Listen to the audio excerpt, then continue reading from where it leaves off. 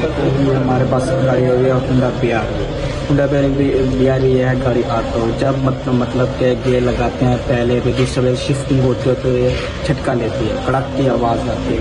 इसका मेन वजह यह है कि आप एक्सीडेंट का प्लान टूटने की वजह से एक्सीडेंट में मट्टी चली गई, जिसका फिर आए हम आपको दिखाते हैं। इसमें एक्सल कुप्पे में यानी कि बिल्कुल ग्रीस नहीं है और मट्टी नहीं मिला, और इसकी मेन वजह यह है कि एक्सल में ग्रास में प्ले आ गई है। आप लोग देख सकते हैं कि इसमें प्ले आई हुई है, इसमें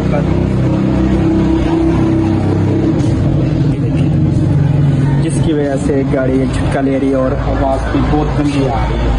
भाई हमारे पास आ गए, अगर कुछ देर पहले काफ़ी है क्या आए थे तो इसका ये भी रास्ते में